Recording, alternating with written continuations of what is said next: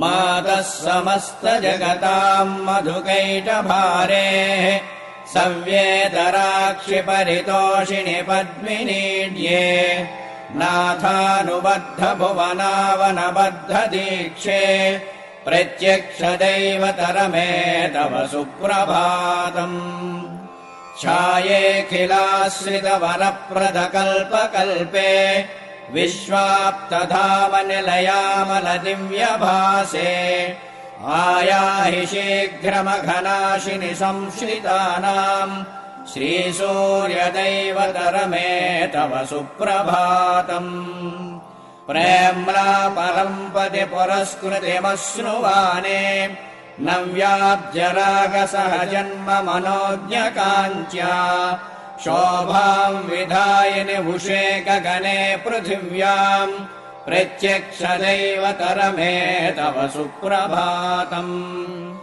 कृष्णाग्रजेन जगति परिरक्षणार्थम् संस्थापितोऽत्र दिशि षद्गणसेव्यदेशे छायाब्जनीशसहचर्युषयासनाथ श्रीहर्षवल्यधिपते तव सुप्रभातम् इन्द्रादिनित्यनवराः सहितावरोधाः सन्तानपुष्पविलसत्करसम्पुटास्ते त्वद्दर्शनोत्सवकुतूहलचेतसश्च श्रीसूर्यदैवत विभो तव सुप्रभातम्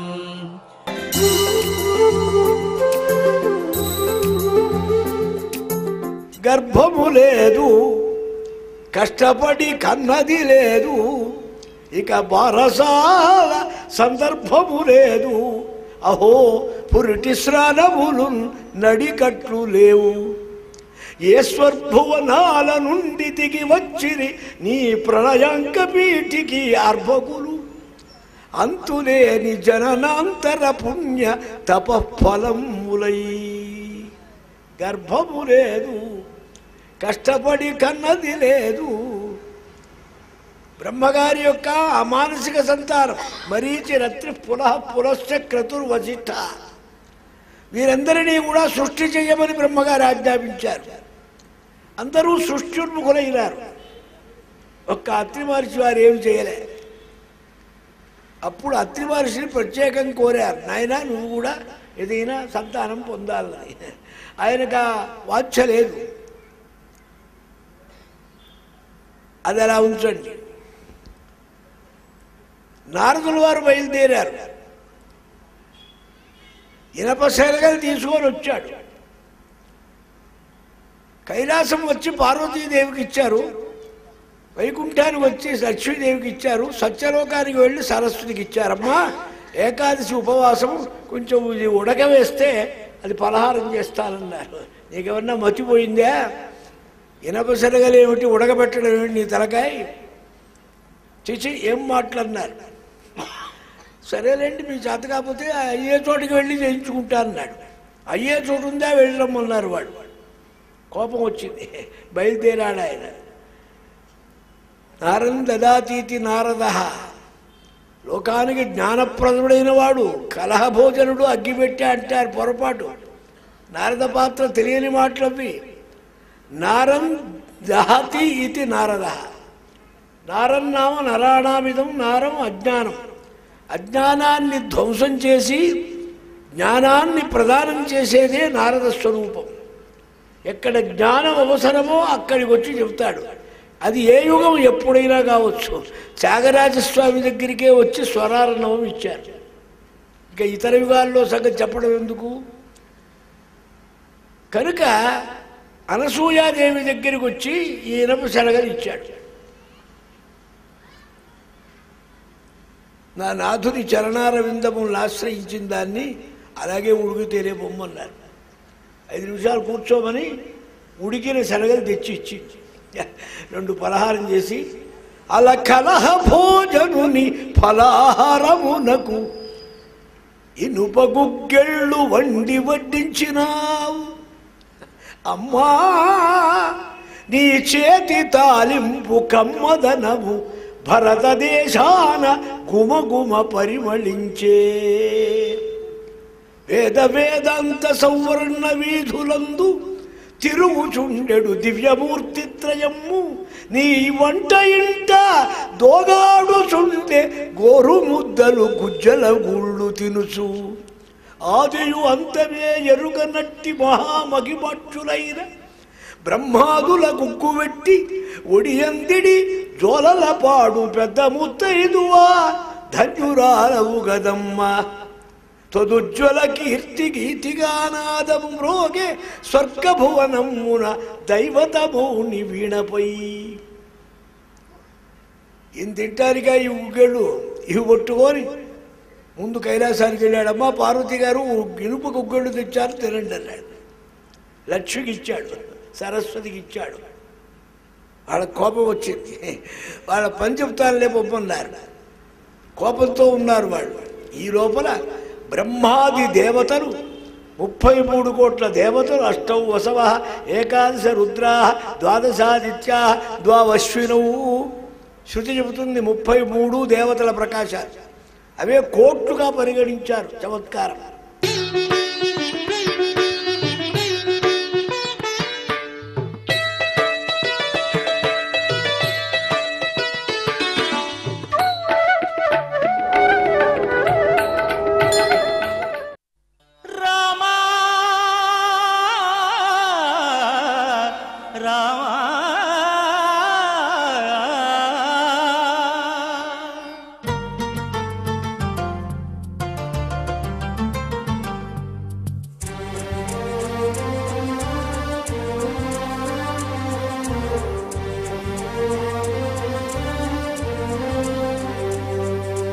అందరి బంధువయ్య భద్రాచల రామయ్య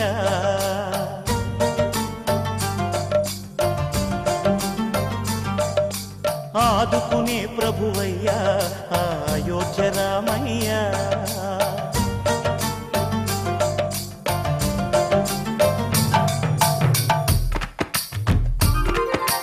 అందరి బంధువయ్య భద్రాచల రామయ్య ఆదుకునే ప్రభువయ్యా అయోధ్య రామయ్య చేయూతనిచ్చేవాడయ్య మా సీతారామయ్య చేయూతనిచ్చేవాడయ్య మా సీతారామయ్య కోటలు తీర్చేవాడయ్య కోదండ రామయ్య అందరి బంధువయ్య భద్రాచల రామయ్య ఆదుకునే ప్రభువయ్యా అయోధ్య రామయ్య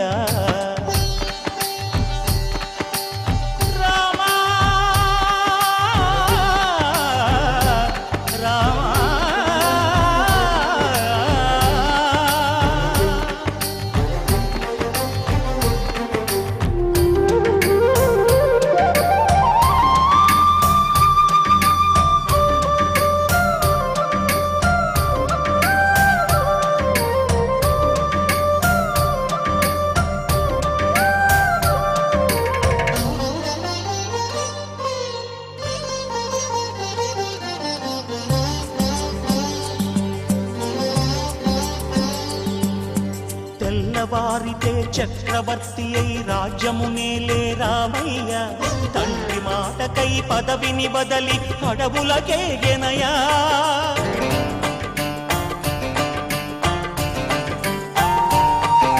మహిలో జనులను కావగ వచ్చిన మహావిష్ణు అవతారమయ్య ఆలిని రక్కసుడపహరించితే ఆక్రోశించెనయా అసురుని త్రుంచి అమ్మను తెచ్చి అగ్ని పరీక్ష విధించెనయా సాకలి నిందకు సత్యము చాటగ కులసతినే విడనాడెనయ నా రాముని కష్టం లోకంలో ఎవరూ పడలేదయ్యా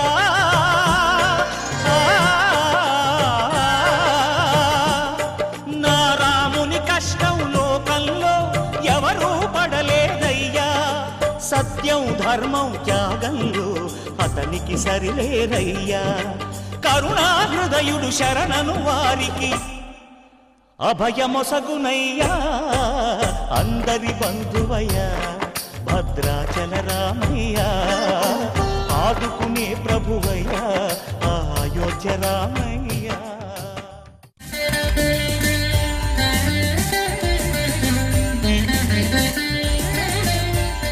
కనుమ పండుగకి ఎన్నెన్నో అచ్చతెలుగు అర్థాలు చెప్తే కనుమ ఒక్కసారి చక్కగా ఈ అద్భుతమైనటువంటి ఈ దృశ్యాన్ని చూడుమా అనేటువంటి అర్థం కూడా ఉన్నది. ఈ కనుమ పండుగలో జరపవలసినటువంటి ఉత్సవాలు చాలా ఉన్నాయి. ముఖ్యంగా ఎడ్లకు పూజ చేస్తారు, ఆవులకి పూజ చేస్తారు. అలాగే జల్లిపట్టు ఉన్నది, పొలియో పొలియో అని చెప్పని పులిదల్లటం ఉన్నది. ఎన్నెన్నో విశేషాలు ఉన్నా ఈ కనుమ పండుగ రోజున ఒక్కసారి అద్భుతమైనటువంటి ఆత్మీయత అనురాగాల బంధాలు మన ఇళ్లలో కనపడతాయి. అప్పటికే మరి కొత్తల్లుడు అలాగే కొత్తగా పెళ్ళైనటువంటి ఆడపిల్ల ఇంటికి వస్తుంది. ఇదే సందర్భంలో నెలదప్పినటువంటి కోడలు, ఆ కోడలి చేత పొంగలి పెట్టించేటువంటి అత్తగారు, ఆ అత్తాకాడుల యొక్క ప్రేమలు, ఇకపోతే ఇంట్లో మరి బావగారు వచ్చారు, పెళ్లి కావాల్సినటువంటి మరదలు ఉంటుంది, ఆ మరదలు చేసేటువంటి సరసాలు, బావగారు ఏమన్నా ఆ మరదలు చిలిపి చేష్టలకి తట్టుకోలేక ఎప్పుడో ఒక్కసారి చేయి నొక్కటం, ఇటువంటి చిలిపి చేష్టలు. అలాగే యువతీ యువకులు చక్కగా ముత్యాల ముగ్గులు పెట్టేటువంటి అమ్మాయిల మీద ఆ కనుమ రోజు పండుగ రోజు ఆ సంక్రాంతి స్వామికి స్వాగతం చెప్తూ పెద్ద ముగ్గులు వేస్తారు. ఆ ముగ్గులు వేసేటప్పుడు ఈ చిలిపి కుర్రకారు ఏం చేస్తారంటే ఆ చిలిపి చేష్టలుగా ముగ్గులు వేసేటువంటి అందమైన అమ్మాయిల మీద అలా నీళ్లు దొల్లుతూ ఉంటారు. అలా నీళ్లు దొల్లినప్పుడు వాళ్ళు ఆ ముగ్గులు వేసేటువంటి ఏకాగ్రతతో ఉండి ఈ నీళ్లు దొల్లినటువంటి కుర్రవాళ్ల వైపున చాలా చిలిపిగా చూస్తూ చాలా అందంగా నవ్వుకుంటారు. ఆ చూపులు, ఆ భావాలు, ఆ సరసాలు, ఆ అద్భుతమైనటువంటి ఆ ప్రేమలు ఇవన్నీ చక్కగా కలిగించేటువంటి పర్వదినం సంక్రాంతి పర్వం. దానిలో ముఖ్యంగా రెండో రోజు వచ్చేటువంటి కనుమ పండుగ. ఈ కనుమ పండుగ రోజు వంటల రుచుల గురించి చెప్పాలి అండి. తెలుగునాటిలో అద్భుతంగా ఉంటాయి. పల్లెటూళ్ళల్లో పైరా వంకాయ అని చెప్పని అప్పుడే కొత్తగా కాపుకొస్తుంది వంకాయ.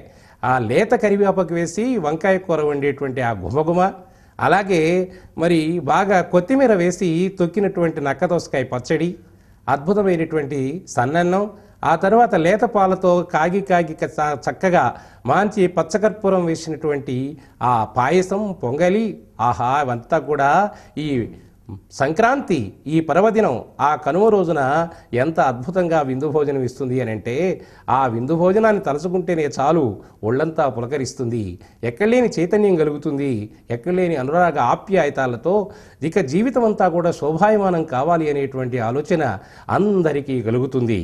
ఈ కనుమ పండుగ ఎన్నెన్నో విశేషాలు. ఈ రోజున మరి గోమాతని పూజించటం, అలాగే గోవుని సీతమ్మలాగా ఆ భగవంతుడి స్వరూపుడైనటువంటి శ్రీరామచంద్రుడాగా ఆ వృషభాన్ని ఎడ్లని పూజించటం ఎంత చక్కగా చెప్పుకోవాలి అండి ఈ విశేషం. అలాగే గోప్యమ్మలు, గోపికలు, ఈ కృష్ణ పరమాత్మ యొక్క అద్భుతమైనటువంటి ఈ హేమంతంలో చేసినటువంటి ఆ గోపికలు చేసినటువంటి వ్రతం, ఆయనని వస్త్రాలు ఎత్తుకొని పోవడం, ఇదంతా కూడా వాళ్ళంతా కూడాను ఆ కృష్ణ పరమాత్మని ఈ పర్వదినాల్లోనే నల్లనివాడు పద్మనయనం బులవాడు అనేటువంటి ఈ పోతన్న గారి పద్యాలన్నీ కూడా ఇక్కడ ఒక్కసారి మానిని మన్మధు మాధవు కానరే సలలితోదారవత్సకములారా అని విరహంతో ఆ కృష్ణ పరమాత్మను వెదికేటువంటి పద్ధతులు ఇవన్నీ కూడా ఒక్కసారి తలంపుకు వచ్చి ఈ కనుమ పర్వదినాన ఒకవైపున సంచార జాతుల వారు ఎవరు వారు ఆ గంగిరెద్దుల్ని ఆడించేటువంటి ఆ గొప్ప సంచార జాతుల వారు వాళ్ళు వచ్చి ఆ గంగిరెద్దుల ఆట ఆడిస్తూ ఉంటే ఎక్కడ లేని ఆనందం. అలాగే పొలాల్లో కాపలా కాసేటువంటి యానాదులు, ఆ యానాదులు ఈరోజు పర్వదినాన బాగా కళ్ళు దాగి రంగం పెడతారు. రంగం పెట్టి డ్యాన్స్ వేసి పాటలు పాడుతూ ఉంటే ఆ యానాది మేళం, ఆ పాటలు వినవలసిందే కానీ కళ్ళారా చూడవలసిందే కానీ అది వర్ణించటానికి అలవి కానిది. అలాగే కొత్త చీరలు కట్టుకొని ఆ పనిపిల్లలు ఎంత అందంగా ఉంటారు. అలాగే గుమ్మడి కాయ బాగా ముదురు పులుసు పెడతారు బెల్లం వేసి. ఈ కూరలు, ఈ విశేషాలు ఎన్నో ఎన్నో కనుమ పర్వదినాన ఉన్నాయి. అయితే కనుమ రోజున కాకైనా కదలదు అనేటువంటి ఒక సామెత ఉన్నది. కనుమ పండుగ రోజు ఎవరు కూడా ఇల్లు దాటి ముందుకి రారు, ఇంట్లోనే ఉంటారు. ఎందుకంటే అది ఆ ఉత్తరాయణ పుణ్యకాలం, ఆ పర్వదినం, ఆ పర్వదినాన గాలిపటాలు ఎగరవేస్తూ చక్కగా జరిపేటువంటి ఈ కనుమ పర్వదినం జీవితంలో ఎనలేనటువంటి అనురాగ ఆప్యాయతల విలువల్ని తెలియచెప్తూ బ్రతుకు మీద చక్కటి ఆశని కలిగించేటువంటి పండుగే కనుమ. ఆ తర్వాత ముక్కనుమ అనేటువంటి ఇంకొక పద్ధతి కూడా, రెండో రోజును కూడా పండుగ చేస్తారు. ఇలా 4 రోజులు సంక్రాంతి పర్వదినం అత్యద్భుతంగా మనకి ఎన్నో ఎన్నో విశేషాలని తెలియచెప్తూ, అనురాగాలని వర్షంలాగా కురిపిస్తూ, భాగ్యాల కడలి తరంగాల్లో తెలియేటట్లుగా సంపదలు ఇంటికి వస్తూ మనకి సంక్రాంతి పర్వదినం శోభాయమానమవుతుంది. స్వస్తి.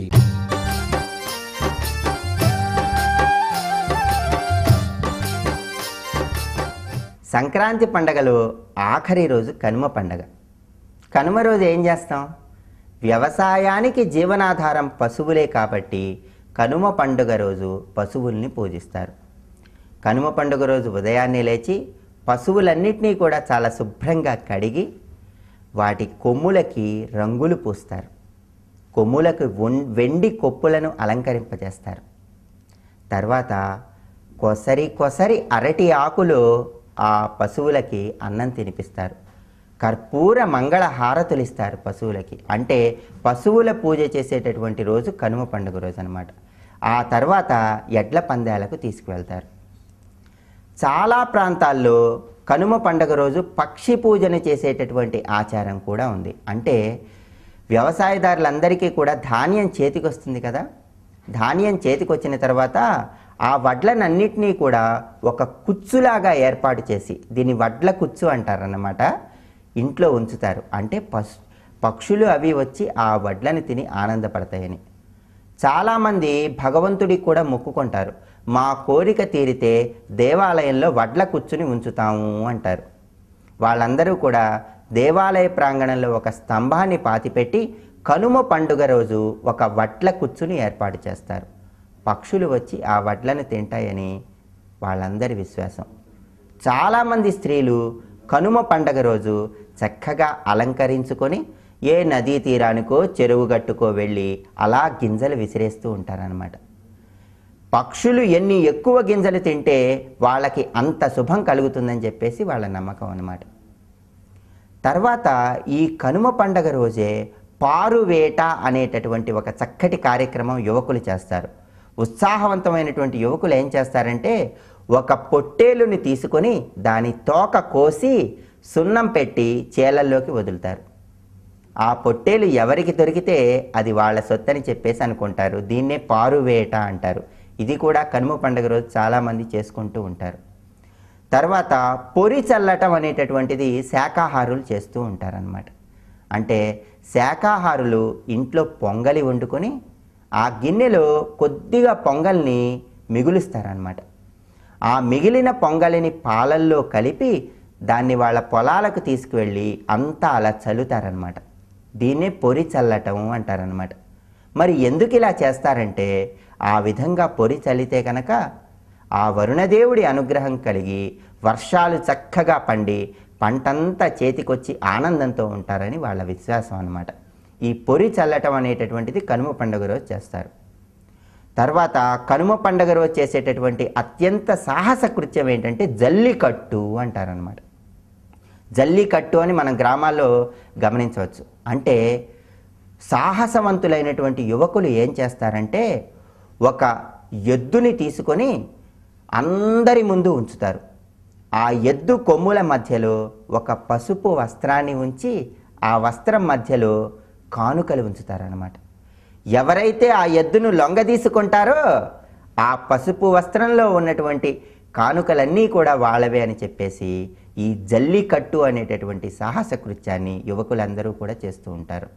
ఈ విధంగా కనుమ పండుగ రోజు పారువేట, జల్లికట్టు, పొరి చల్లటం ఇలాంటి రకరకాల ఉత్సవాలన్నీ కూడా ఇప్పటికీ మనం గ్రామీణ ప్రాంతాల్లో చూడవచ్చు. అంత అద్భుతంగా ఉంటుంది ఈ కనుమ పండుగ.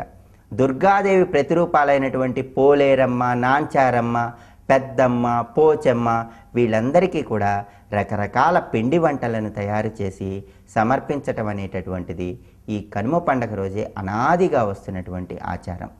ఈ కనుమ పండుగ రోజు తర్వాత రోజైనటువంటి ముక్కనుమ రోజు చక్కగా బొమ్మల కొలువను పెట్టి చాలామంది స్త్రీలు సావిత్రి గౌరీ వ్రతాన్ని ఆచరిస్తారు.